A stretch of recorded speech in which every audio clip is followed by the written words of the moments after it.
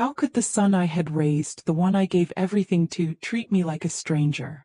When he pushed me into his cold garage, I thought I had nothing left to lose. But in that moment something inside me changed. I wasn't the weak, discarded mother he thought I was. I was stronger, wiser, and ready to make him regret his every choice. This isn't just a story of betrayal. It's a tale of revenge, redemption, and a mother's unbreakable will. Thanks for listening. Don't forget to subscribe and feel free to share your story in the comments. Your voice matters. I never thought I'd be left out in the cold by my own son. I've spent a lifetime building a future for him, a future I thought would be shared, cherished.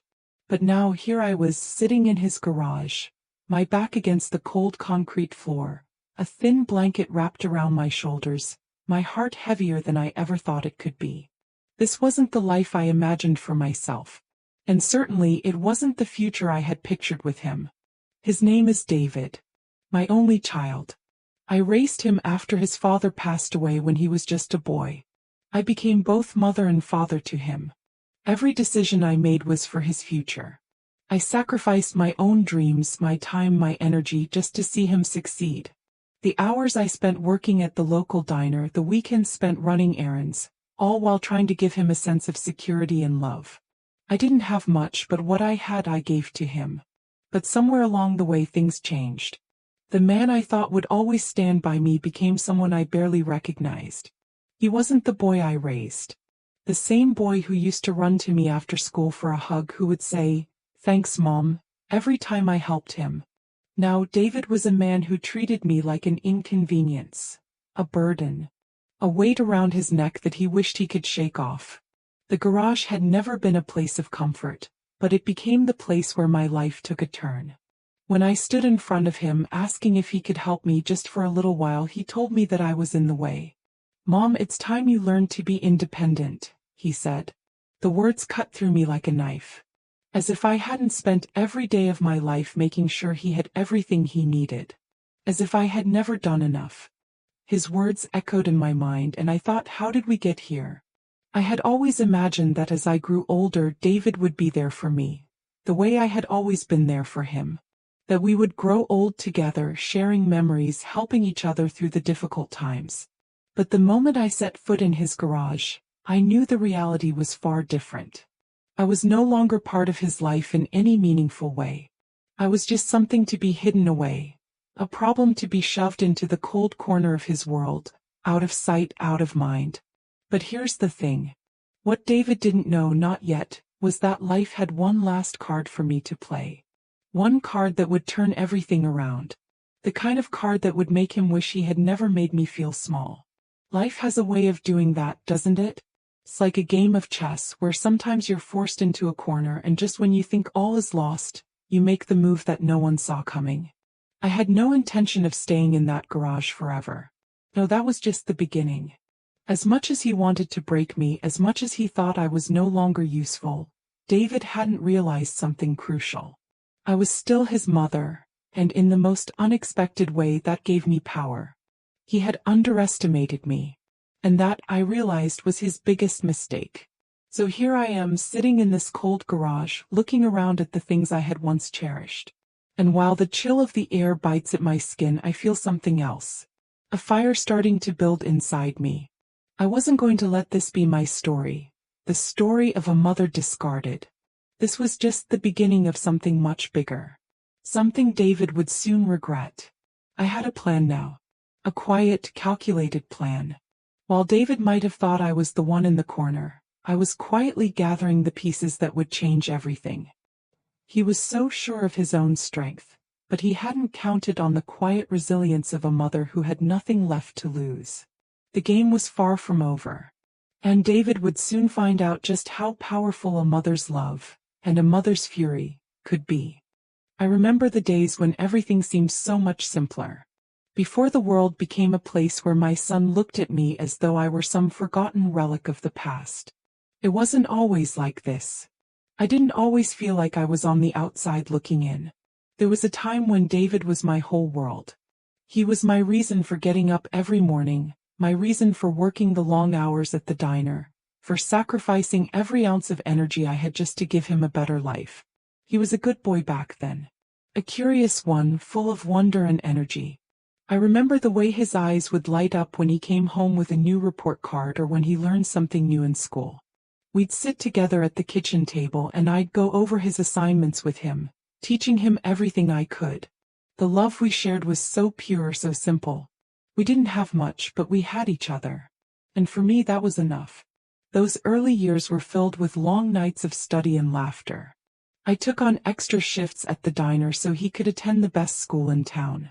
We didn't have fancy vacations or brand new clothes, but I always made sure there was food on the table and a roof over our heads. There were countless nights I stayed awake, worrying about how I would pay for the next bill, or how I would scrape together enough for his next school project. But none of that mattered. What mattered was seeing him happy, seeing him thrive. As he grew older, I could see the changes in him little by little. There was always a part of me that wanted to believe he was still that sweet boy who held my hand when we crossed the street, but I started to notice the shift. It was subtle at first, a sharpness in his tone, a quickness to dismiss my concerns. The first time I really felt the change was when he started talking about his future, as if I were no longer a part of it. It wasn't a conversation we had. It was a shift in how he saw me. "I don't need you to do everything for me anymore, Mom," he said one day, as if it were just a simple fact. His tone wasn't rude, but it stung all the same. I nodded, trying not to show the hurt. After all, I had raised him to be independent, hadn't I? But something about the way he said it made me feel like I was being phased out of his life, like I was just another thing he no longer needed. He started making his own decisions, big ones. The kind that could have used a little advice from someone who had lived through the ups and downs of life. I didn't want to hover, but I also didn't want him to make mistakes that could cost him everything. I tried to offer my help when I could, but more often than not, he'd brush me off, saying things like, "I've got this, Mom." Or worse, "It's my life, not yours." And then came the first big blow. The thing that really made me realize that maybe I wasn't as important in his life as I once was. I had been saving up for years to give him a little something, a down payment on a house of his own, just to make things easier for him. When he was ready to buy, I gave him the money, a small fortune at least to me. I didn't want him to struggle like I had. But after that, things started to change in ways I didn't expect. He became distant. I'd call him and he'd barely have time to talk. When we saw each other, it was brief and awkward. At first, I told myself it was just a phase, that he was busy with his new life. But deep down, I knew something was off. There were days when I'd catch him glancing at me, like he wasn't sure who I was anymore. He was becoming more like a stranger to me than the boy I had raised. The boy who used to hold my hand tightly and run to me when he needed comfort. The boy who had once told me, "You're the best mom in the world." That was the last time I had heard those words from him. I wanted to believe that it was all in my head, that I was imagining things. But over time the signs became clearer and my heart started to break. The boy I had raised, the boy I had spent my entire life building a future for, was slipping away from me. And I couldn't do anything to stop it. One afternoon I called him to check in as I always did. I had noticed his silence growing more frequent and I missed him. But that day when I asked if we could have dinner together, he said, "I'm kind of busy, Mom. Maybe another time." His voice was flat, almost dismissive. That was the moment I knew for sure. The boy who had once been my world was no longer the same. And no matter how hard I tried, I couldn't seem to reach him. He was slipping through my fingers like sand in the wind. And I was powerless to stop it. I didn't expect that day to be any different from the others. The phone call from David had been brief, just like all the others lately. "Hey Mom, I was thinking of heading out this weekend. I've got some things I need to take care of," he said as if it were a casual comment. But something in his voice caught me off guard, something I couldn't quite put my finger on. I had asked him to come over that afternoon. Nothing fancy, just a cup of tea and some time to talk. I didn't want to push him, but I also needed to understand where things had gone wrong. Maybe I'd missed something. Maybe there was something I hadn't seen in all these years. When he arrived, there was something different in his eyes. The warmth I had once seen there was gone, replaced by a coldness that unsettled me. He didn't even greet me the way he usually did. No hug, no, "Hey Mom, how are you?" Just a quick, almost dismissive nod. The awkwardness was palpable. We sat down at the kitchen table, the silence stretching out between us. I tried to break it, asking about his job, his life. But every answer felt rehearsed, distant. As if he wasn't really talking to me but to someone else. The conversation was drifting further and further away from anything meaningful. That's when I finally said it, the thing I had been holding in my heart for months. "David," I said, my voice shaking just a little, "what's happening between us? I've been trying to understand, but I can't seem to reach you anymore. What's going on?" For a moment he didn't respond. Then he looked at me and I saw the frustration in his eyes. It wasn't the frustration of a son who was just busy with life. It was the frustration of someone who had been harboring resentment for far too long, someone who felt burdened by me, someone who had made up their mind about what I was. "You want to know what's going on, Mom?" he asked, his voice cold and sharp. "You're in the way. You're holding me back. I can't move forward with you constantly hovering over me, with you asking for so much. I've tried to help you, but it's never enough. It's like you think I owe you something for all the stuff you've done for me." His words hit me like a physical blow. I couldn't breathe. I wanted to speak, to tell him how much I had given, how much I had sacrificed, how I had spent every day trying to make his life better, to be his support. But all of that, all the years of giving, seemed to mean nothing in that moment. "What do you mean, David?" I asked, my voice trembling. "I've always been there for you.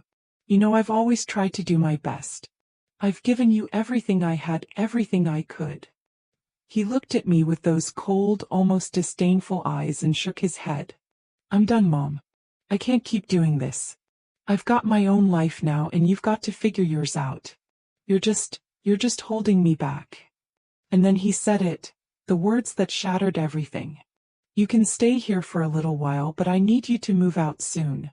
I'm not asking. I'm telling you. You're staying in the garage." The garage.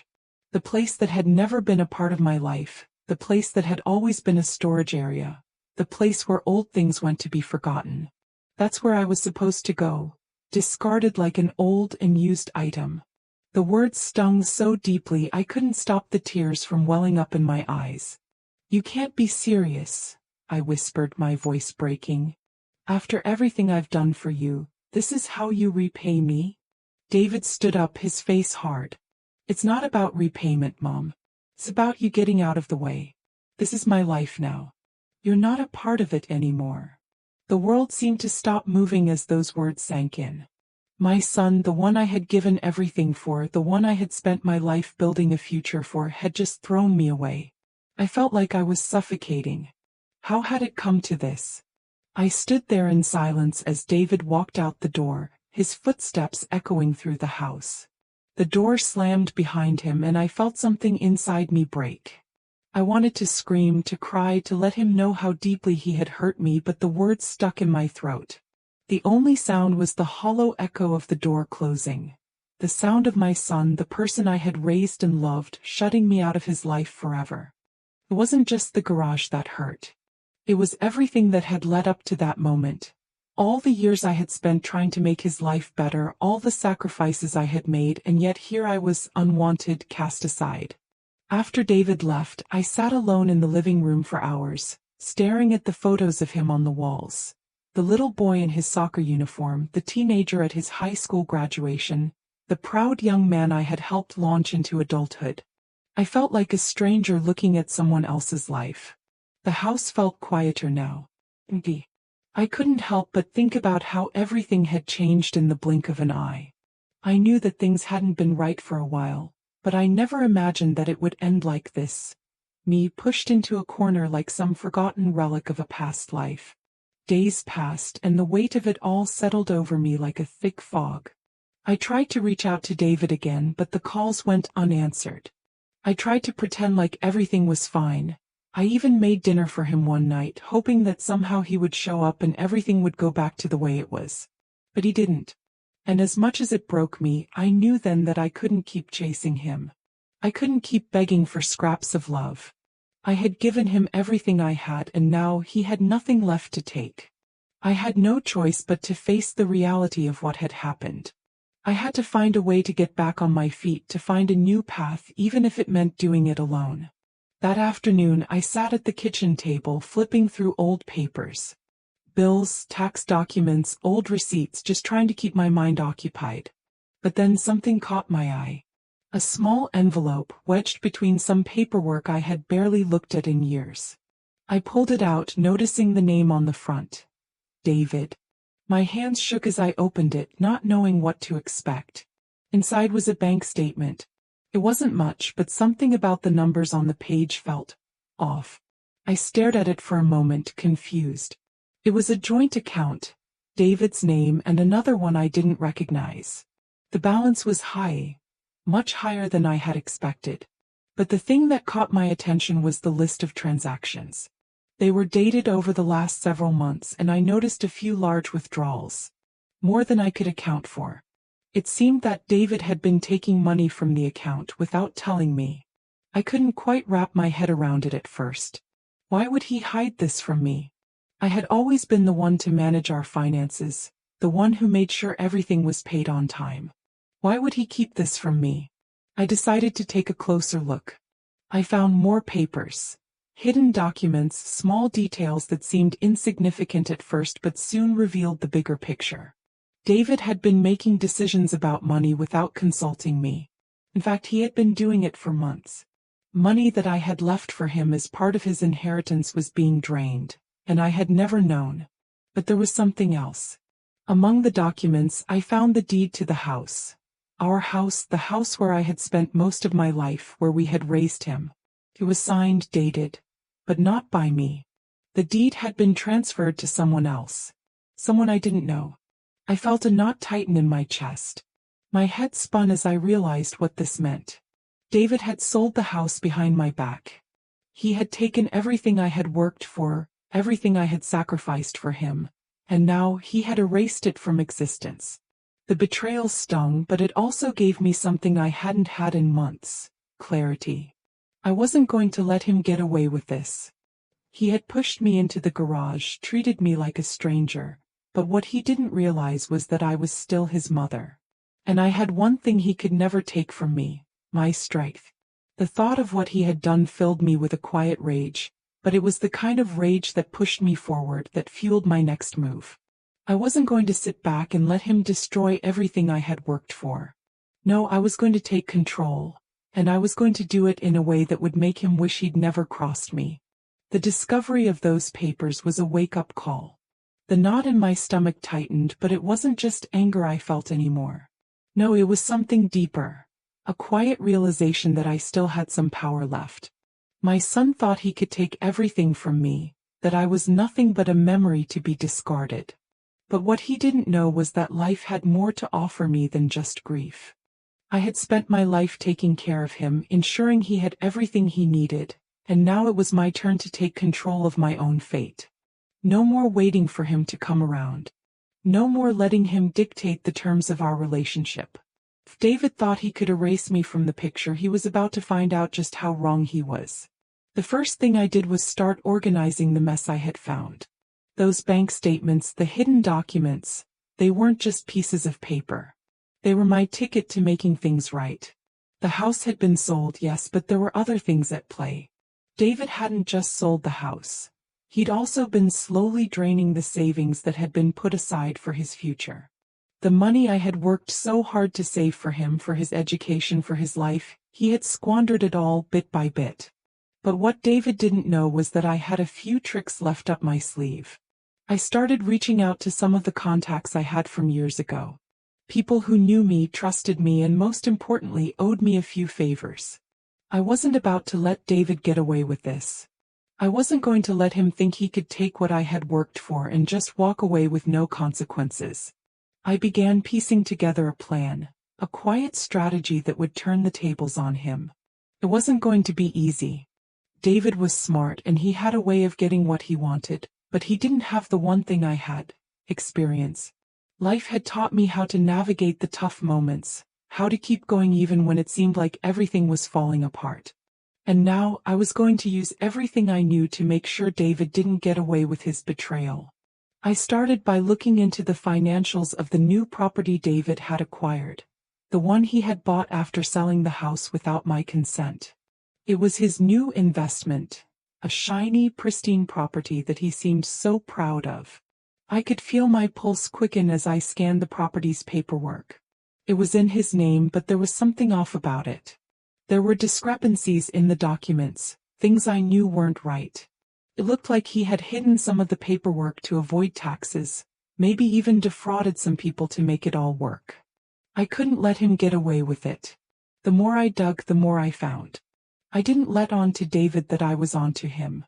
I didn't let him see the determination building inside me. No, I was going to play this quietly, carefully. The last thing I wanted was for him to know that I was on to him. I wasn't going to give him the satisfaction of seeing me desperate. I made a few calls to old colleagues, old friends from when I worked in real estate. I hadn't worked in the business in years, but I still had connections. I knew just enough to put together a plan. I found out that the property he had bought wasn't entirely his to own, and there was a major flaw in the paperwork. There were liens against it that David had somehow overlooked. It was the kind of oversight that most people would miss.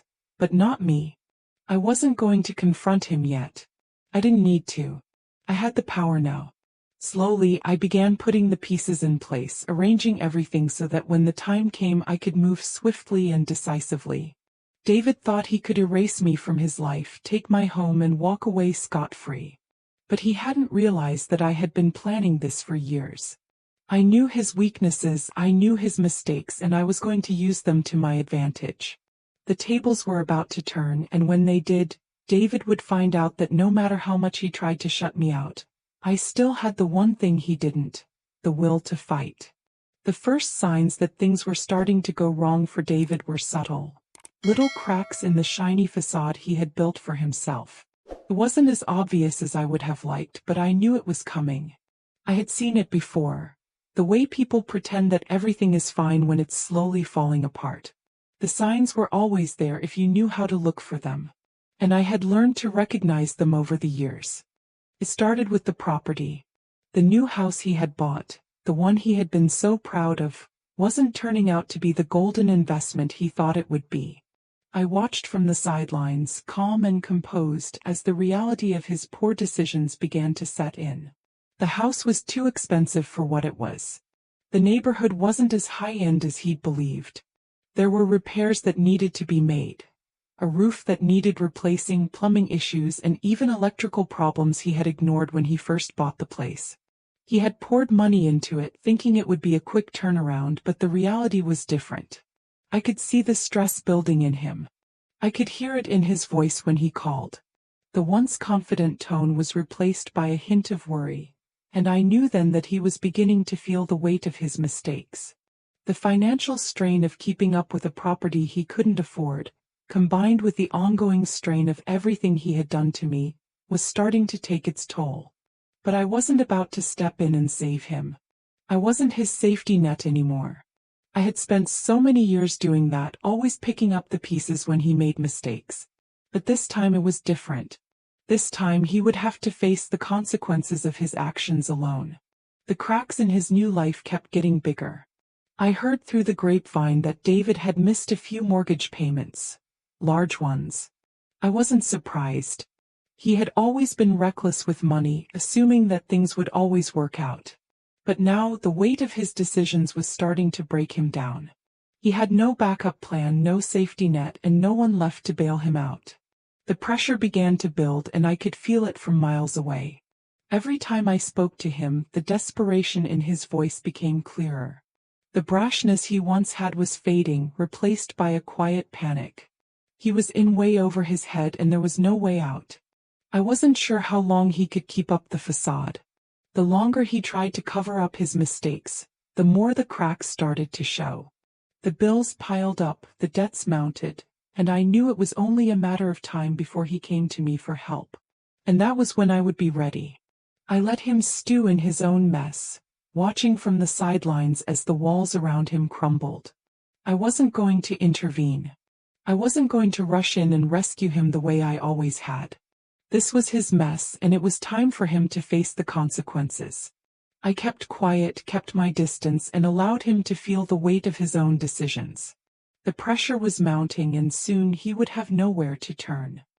He had thought he could push me aside, cast me out of his life, but what he didn't realize was that I was quietly waiting, watching, preparing for the right moment to strike. And when that moment came, he would realize just how wrong he was about me. He would realize that no matter how much he tried to ignore me, no matter how much he tried to push me out, I still had a place in his life. A place where I would stand strong and make sure he never forgot the lessons I had taught him. I let him think he was in control. Let him believe that he was handling everything on his own. But the truth was, the more pressure he faced, the more he realized just how much he had taken for granted. He was slipping, and I could feel it. The moment was coming.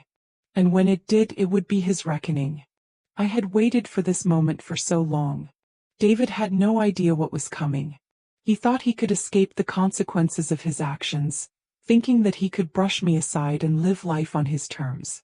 He had no clue that everything he had done, every betrayal, every secret he thought he had buried, had set the stage for his downfall. The day I called him was the day everything changed. It had been a few weeks since I had discovered the full extent of his deception, since I had pieced together the mess he had made of his life.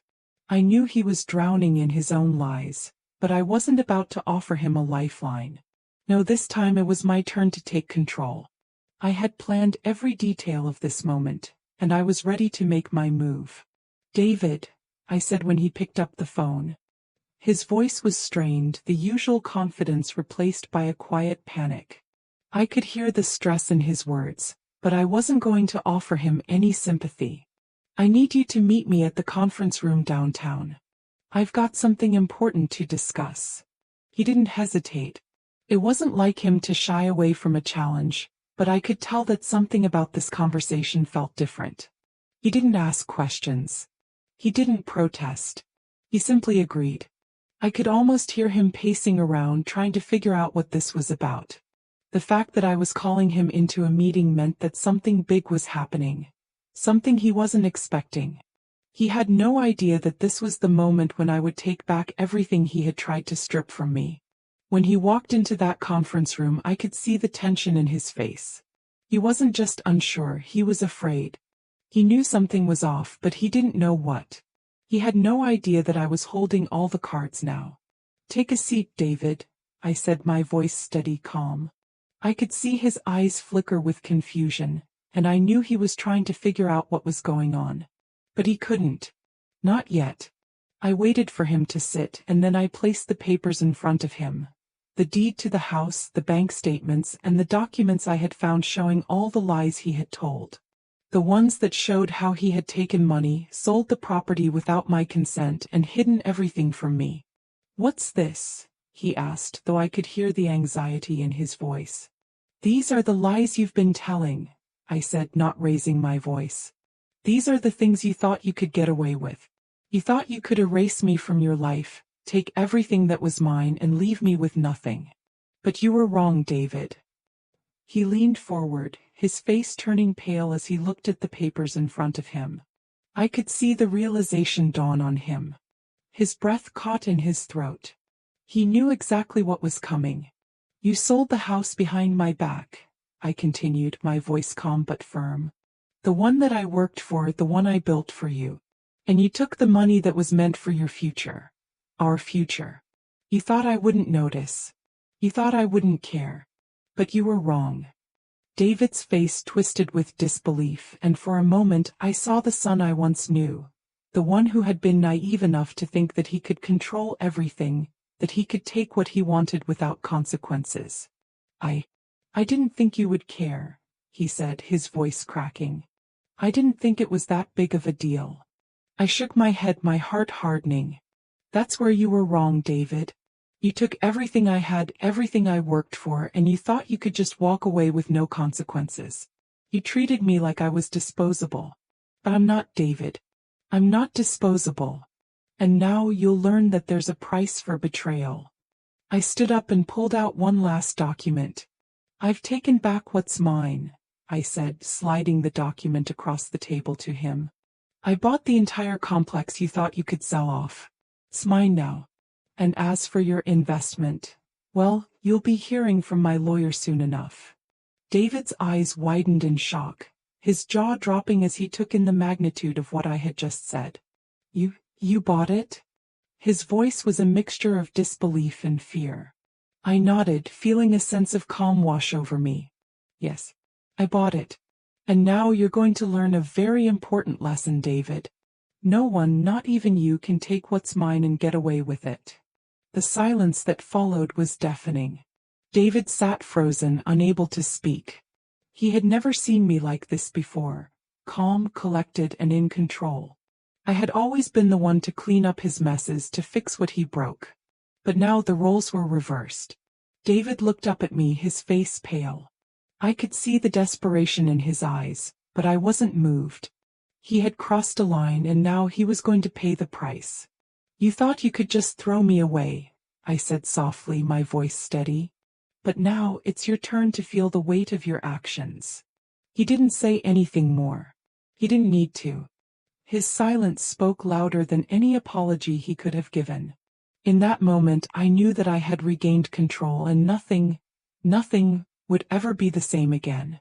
The room was silent after I revealed everything to David. The papers on the table, the documents that had once been hidden away, lay between us like the evidence of all the lies he had told. He sat there, staring at the papers, his face pale and his eyes wide with disbelief. For a moment I almost felt sorry for him. Almost. But then I remembered how he had treated me, how he had cast me aside, how he had treated me like I was nothing. He had stripped away the respect I had earned over the years, all for the sake of his own selfish ambitions. This wasn't a son who had grown up with gratitude. This was a man who thought he could erase his past, pretend I never existed, and take everything that I had worked for. David finally broke the silence. His voice was shaky, almost pleading. Mom, I didn't mean for it to get this far. I didn't know how to fix things. I thought I could handle it. I was just trying to do things on my own. I didn't think it would hurt you. I didn't respond at first. I just stood there looking at him. His words didn't carry the weight they used to. The sincerity in his voice was gone, replaced by a sense of desperation. He was scared now and I could see that. But fear wasn't enough to undo the damage he had done. I took a deep breath, feeling the cool air fill my lungs. You thought you could handle it on your own? You thought you could make decisions behind my back and just get away with it? My voice was steady and I could feel the anger bubbling beneath the surface, but I held it in. This wasn't about anger anymore. This was about accountability. You didn't think it would hurt me? You didn't think that when you sold the house that I spent my whole life building, you were ripping out the foundation of everything I had worked for? I paused, letting the weight of my words settle in the air. You didn't think I'd notice, did you? You didn't think I'd find out? David's eyes dropped to the table, and for the first time, I saw a flicker of guilt in his eyes. But it wasn't enough. Guilt wasn't enough to fix the years of neglect, the years of manipulation, and the betrayal that had cut so deep. I'm sorry, Mom, he said, his voice barely above a whisper. I never meant to hurt you. I thought I was doing what was best for me. I was just trying to make my own way. By throwing me away? I interrupted. By taking everything I worked for and selling it? That's your idea of making your own way. My heart ached, but the anger, the deep, quiet anger I had been holding on to for so long, surged up. David, you took everything from me. You betrayed me in the worst way possible. You didn't just hurt me, you hurt everything I worked for, everything I sacrificed for you. His shoulders slumped, and for a moment, I thought he might finally understand the magnitude of what he had done. But the truth was, I wasn't looking for an apology anymore. I wasn't looking for him to fix this or make it right. It was too late for that. What I wanted, what I had always wanted, was respect. And David had taken that from me just like he had taken everything else.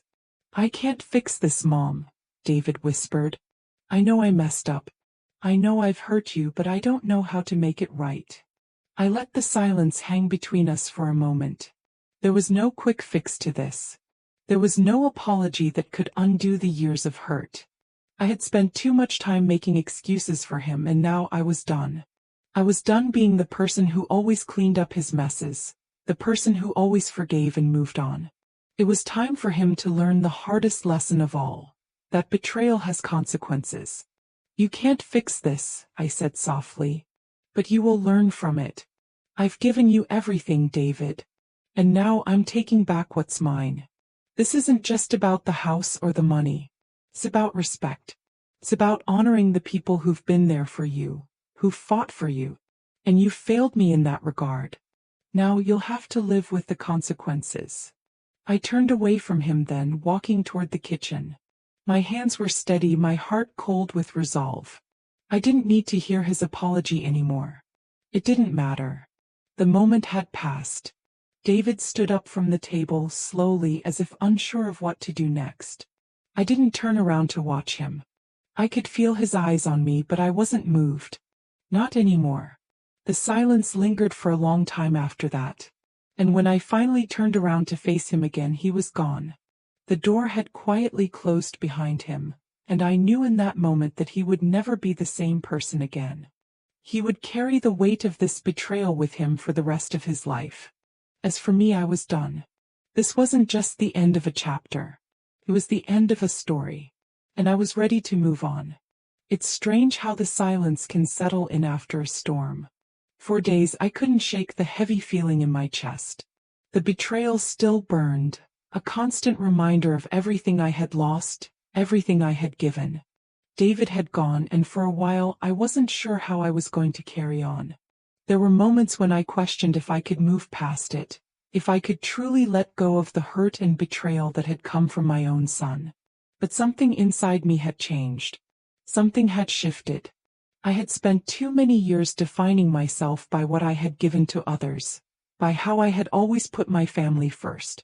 I had always been the one who cleaned up everyone's messes, who picked up the pieces when things fell apart.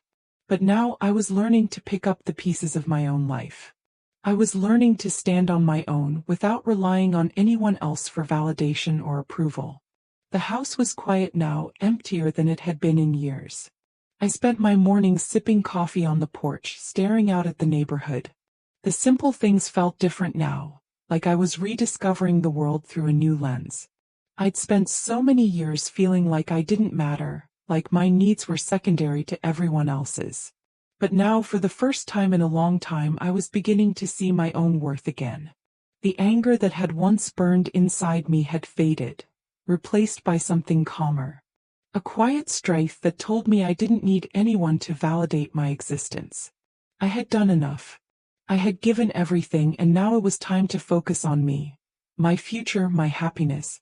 I had sold the house, the one that had once been a symbol of everything I had worked for.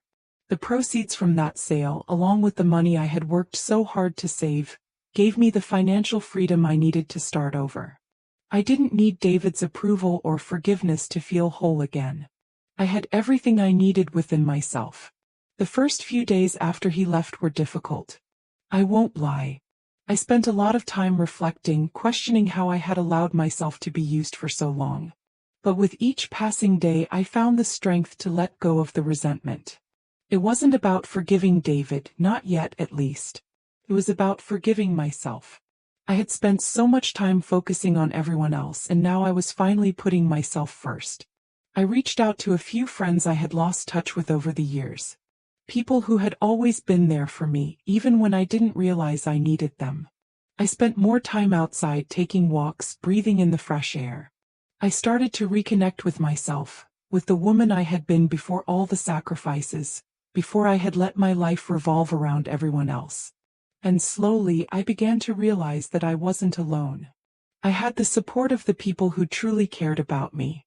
The ones who saw me for who I really was, not just as a mother or a caretaker.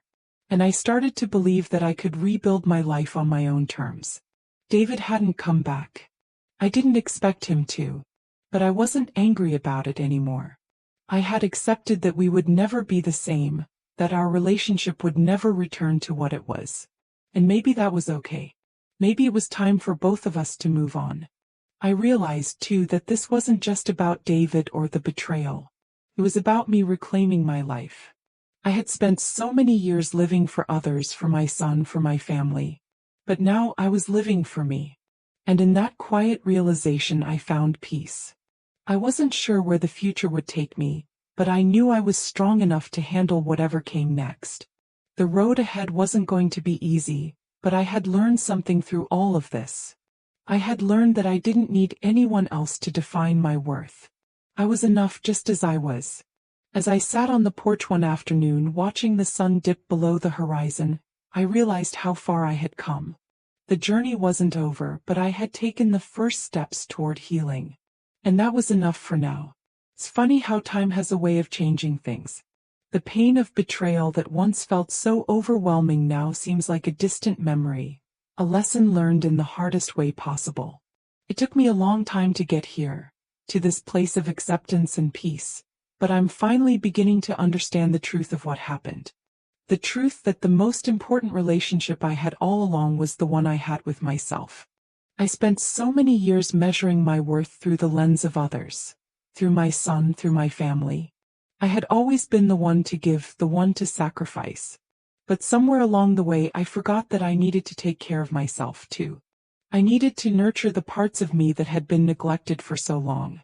I can't say that I'm fully healed. I don't know if I ever will be. But I can say that I'm okay now. I'm content. The anger and resentment I once carried have faded into the background, replaced by a quiet strength and a sense of self-worth that I had forgotten existed. I don't know if David and I will ever have a relationship again. And honestly, I'm not sure it matters anymore. I've spent enough time looking back, trying to piece together what went wrong. But now it's time to look forward.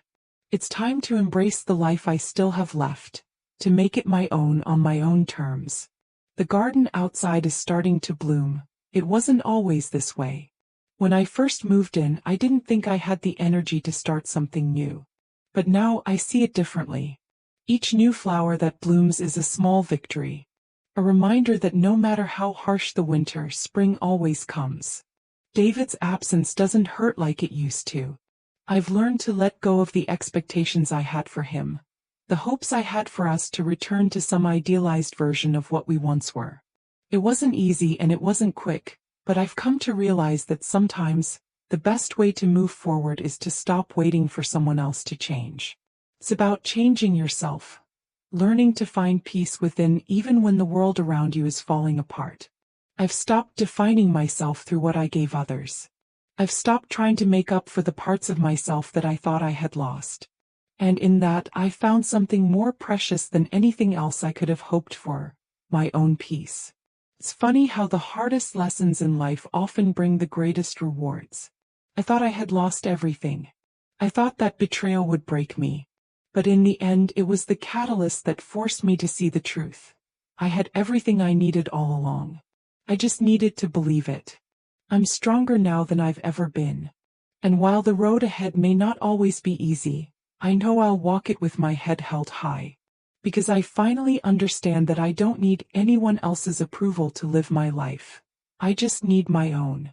Thank you for listening to my story. I've shared it not just to let others know what happened, but to remind myself of how far I've come. Don't ever forget, the hardest storms make us stronger. And no matter how dark the night, the sun will always rise again. Thanks for watching. Don't forget to subscribe and feel free to share your own story in the comments.